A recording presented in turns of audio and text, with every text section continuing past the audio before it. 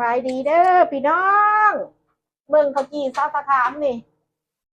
เฮ็ดข้าวจีอีกมื้อนี้ก็ได้เบิ่งนูคนเบิ่ง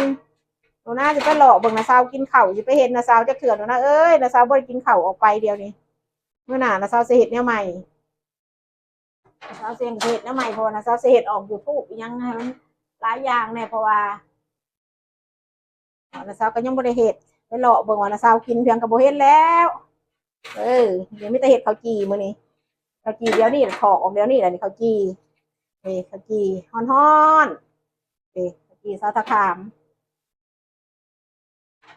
หน้าไปหลอกเบิ่งนะสาวก็บ่เห็นบ่ได้เฮ็ดอิหยังกินนะสาวบ่ได้เฮ็ดนี่เฮ็ดแต่ข้าวจีแล้วมื้อนี้นี่งามบ่พี่น้องข้าวจีซอสตะขามนี่อยากเฮ็ดก้อนยาวๆก็เฮ็ดอยากก้อนสั้นๆก็เฮ็ดอยากเฮ็ดอะไรก็ได้หมดกันอยากเฮ็ดนี่เด้เฮ็ดอันนี้ก้อนป้อมๆจังซี่ก็ได้นี่เด้นี่อยากแหกอะไรก็แหกนี่เด้นี่มันยาวอยากเฮ็ดก้อนยาวอันนี้เด้ก้อนข้าวจีทั่วไปบางคนเฮ็ดเขาเฮ็ดขายเนาะก้อนจังซี่แหละนี่แหละพี่น้องเอ้ยนี่วันนี้เฮาไว้มันติดกันนี่หักออก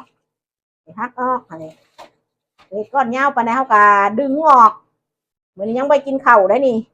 หนูน่าสิไปถ่าว่าเบิ่งนะสาวกินได้มื้อนี้ยังบ่กินข้าวหนูน่าเอ้ยมื้อนี้จัน3:50บักลาเฮาก็มาแต่โรงเรียนสาวยังบ่กินข้าวจังได๋สาวไปกินกาแฟต่ออีกตอนแรกแห้งบ่ได้กินฮอดข้าววันนี้กรอบบอกว่าเอาจีซอสตะขามพี่น้องเอ้ยคุณว้าวบ่เขาจะเห็ดแซนด์วิชหรือว่าเห็ดอันเขาจีปาเตปาตาเขาก็ผ้าปาดจุ้ยตัวบ่ปาดจุ้ยเบิ่งสิฮักกินให้เบิ่งก่อนมาเด้อกาซีมาเด้อมาขู่คนหมู่ขู่ในแม่วอกกี้ผู้ใดก็ได้เเบิ่งแม่นูหน้าเอ้ยป้าสิกินตัวนี้บ่พ่อสาวสิฮักตัวนี้อุ้ยฮอดคนเขาจีโอ้อุ้ยฮอดเบิ่งนูหน้าเขาจีนะสาวเบิ่งเฮ้ยกาซีเขาจีกูเบิ่งพอยบ่อยากเขาจีซาตะขามบ่โหนุ่มเงาเบิ่งเขาจีนี่นะพี่น้องมันเป็นขั้นเขาจีแล้วเนี่ยเป็นเห็ดแล้วอื่นน่ะบ่ยากเด้อกาละเปาก็บ่ยากงั้นก็บ่ยากแค่ให้ผ่านเขาจีก่อนมันพอน้ำพอในแต่มันพอขั้นเขาจีบ่พอน้ำมันสิแข็งคือเนื้อขยะมันยังคือกัน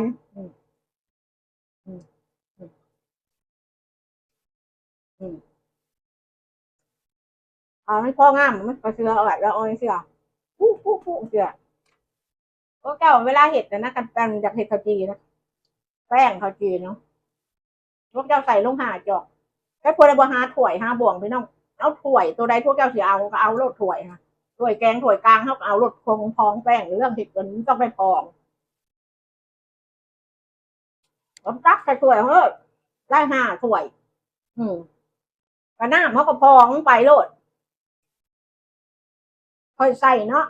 ค่อยใส่ยันถ้วยนะค่อยพองห้าถ้วยว่าจันซะค่อยใส่น้ำ2 จอกกับอัน2 เทเบิลสปูนเพราะนั่นเกลือเขาก็ใส่อันบวงอันครึ่งอันคาเฟ่อันนี้บวง1กับครึ่งบวงกาแฟน้อยนะถ้าเราพวกเจ้าอยากใส่อยากให้มันออกรสชาติเข้มๆอีกอะใส่2 ที่สปูนโลดพอดีเข้มๆแซ่บน้องเลยเอาว่าหลายใหญ่ห่างเอาบาย